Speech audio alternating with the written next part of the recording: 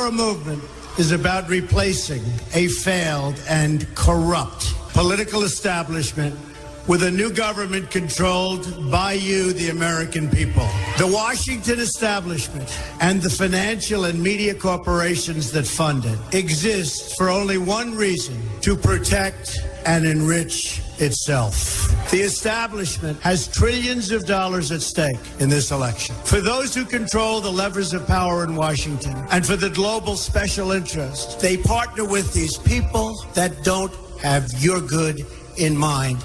Our campaign represents a true existential threat like they haven't seen before. This is not simply another four-year election. This is a crossroads in the history of our civilization that will determine whether or not we, the people, reclaim control over our government. The political establishment that is trying to stop us is the same group responsible for our disastrous trade deals, massive illegal immigration, and economic and foreign policies that have bled our country dry. The political establishment has brought about the destruction of our factories and our jobs as they flee to Mexico, China, and other countries all around the world.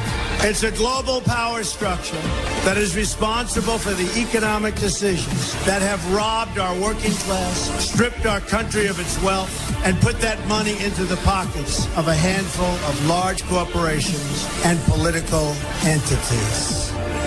This is a struggle for the survival of our nation. And this will be our last chance to save it. This election will determine whether we're a free nation or whether we have only the illusion of democracy, but are in fact controlled by a small handful of global special interests rigging the system, and our system is rigged. This is reality. You know it, they know it, I know it, and pretty much the whole world knows it. The Clinton machine is at the center of this power structure.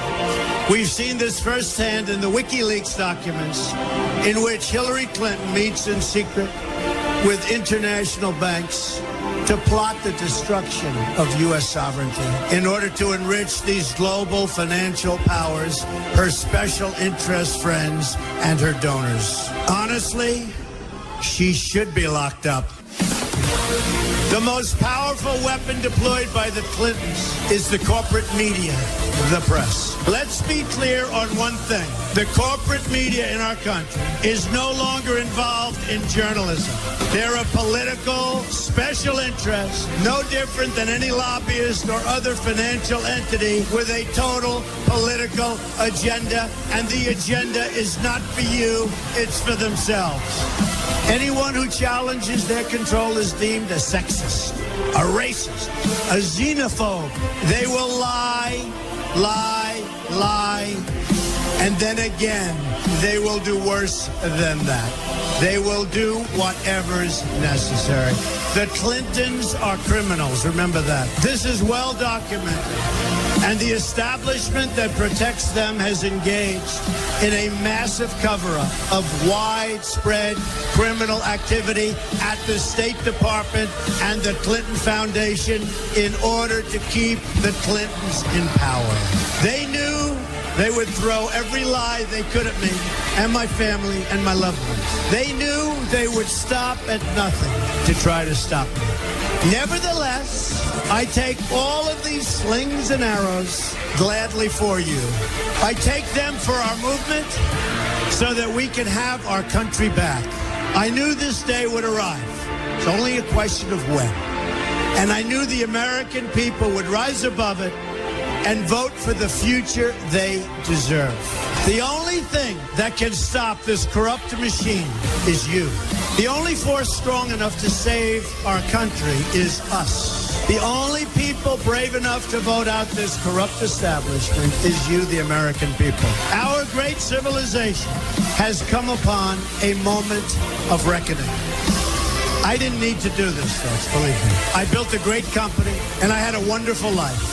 I could have enjoyed the fruits and benefits of years of successful business deals and businesses for myself and my family, instead of going through this absolute horror show of lies, deceptions, malicious attacks. Who would have thought?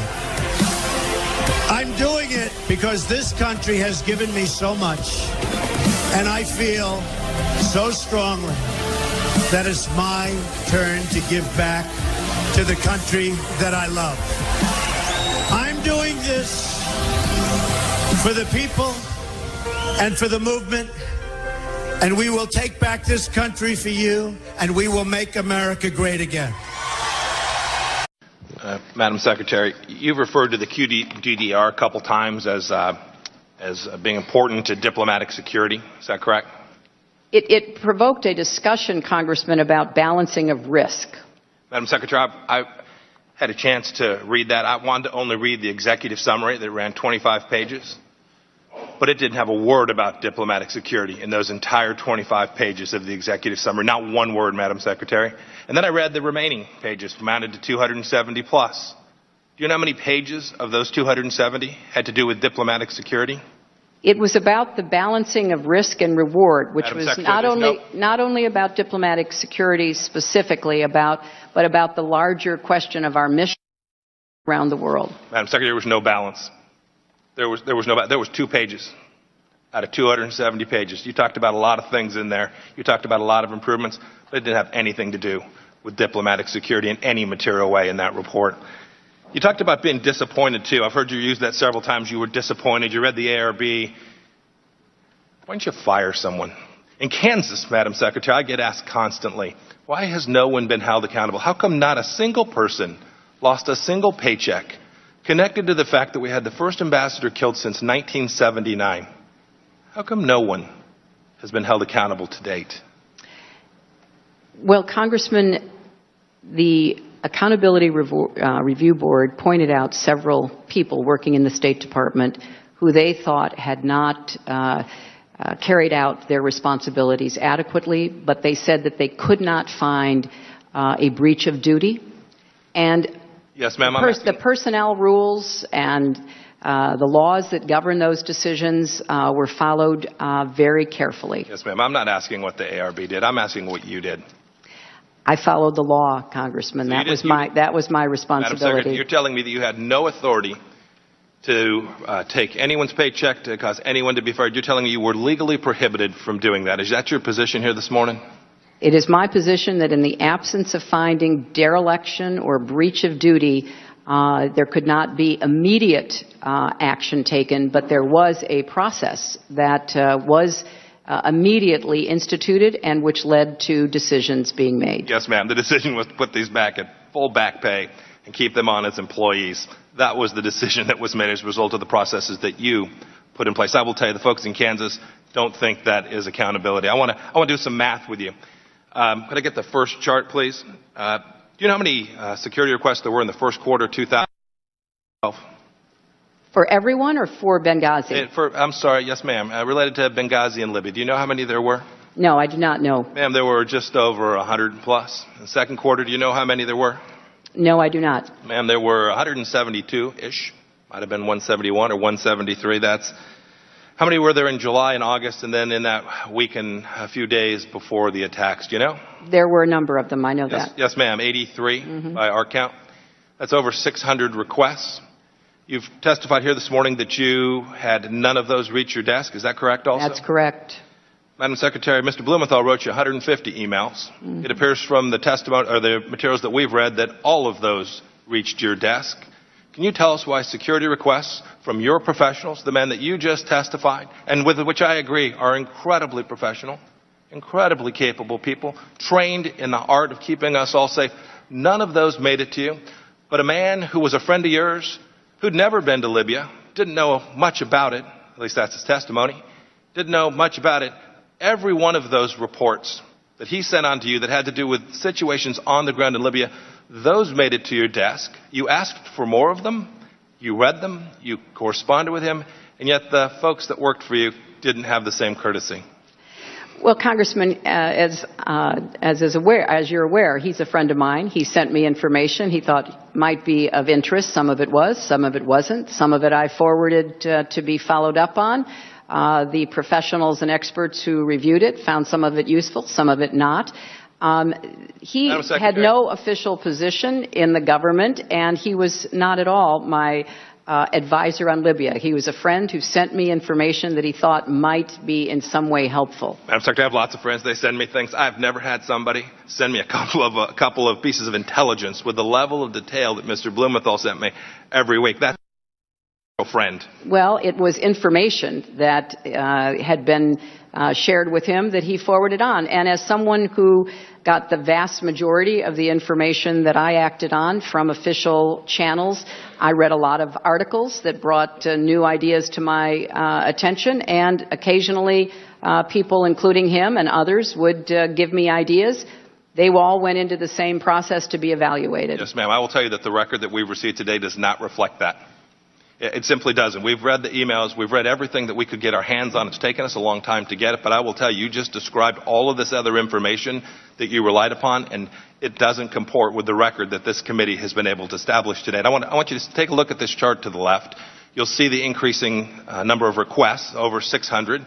I think data matters. The pictures are worth a lot. You see the increase in the requests, and then the bottom line is the increase in security. And you'll note that the slope of those two lines is very different. Can you account for why that is? Why we have an increase in requests and yet no increase in security? Well, Congressman, I can only tell you that I know a number of requests were fulfilled and some were not.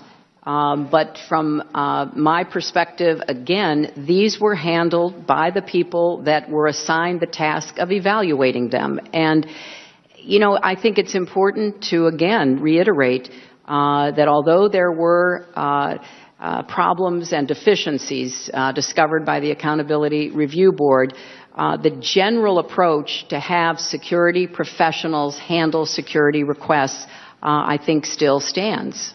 Yes, ma'am. I wish you to listen to those security professionals. You described Mr. Stevens as having the best knowledge of Libya of anyone. Your words this morning. And yet, when he asked for increased security, he didn't get it. The second chart. It's the same thing. I just talked to you about requests for additional assistance. This chart goes through. I won't go through the numbers in detail. We've talked about them a bit, but it shows the increasing number of security incidents at the facility, your facility, State Department facility in Benghazi, Libya. And then again, it shows the increase in security being non-existent. I assume your answer is the same with respect to the fact that we have increasing security incidents, but no corresponding increase in the amount of security? Congressman, I just have to respectfully disagree. Many security requests were fulfilled. We'd be happy to get that information for the record. Yes. So I can't really tell what it is you're putting on that poster, but I know that a number of the security requests were fulfilled for Benghazi. Yes, what it shows is that the number of direct diplomatic security agents at the beginning of 2012 and those that were there the day of the murder of 4 Americans is no different.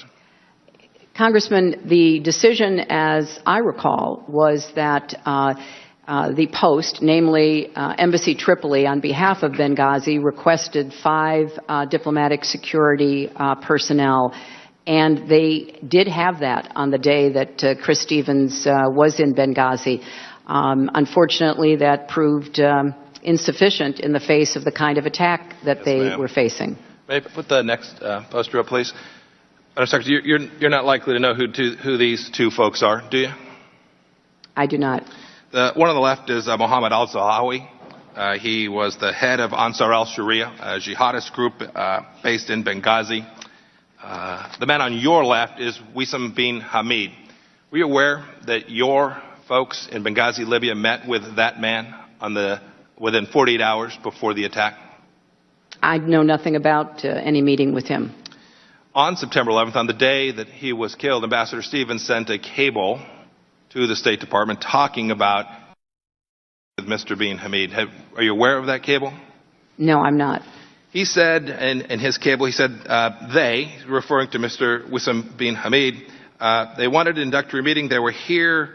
They asked us what we needed to bring security to Benghazi. So your officials were meeting with this man on the ground in Benghazi, Libya, discussing security 2 days before that. But in August of that same year, the United States government had said that this very man was, quote, a young rebel leader who allegedly fought in Iraq under the flag of al-Qaeda. Were you aware that our folks were either wittingly or unwittingly meeting with al-Qaeda on the ground in Benghazi, Libya, just hours before the attack? I know nothing about this, Congressman. So your officials were meeting with this man on the ground in Benghazi, Libya, discussing security 2 days before that. But in August of that same year, the United States government had said that this very man was, quote, a young rebel leader who allegedly fought in Iraq under the flag of al-Qaeda. Were you aware that our folks were either wittingly or unwittingly meeting with al-Qaeda on the ground in Benghazi, Libya, just hours before the attack? I know nothing about this, Congressman. I think that's deeply disturbing.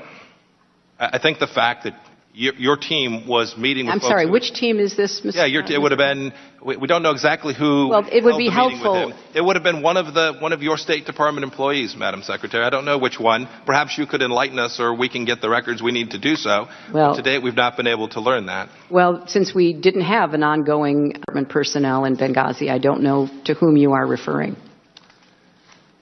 Mr. Chairman, I'll yield back the balance of my time.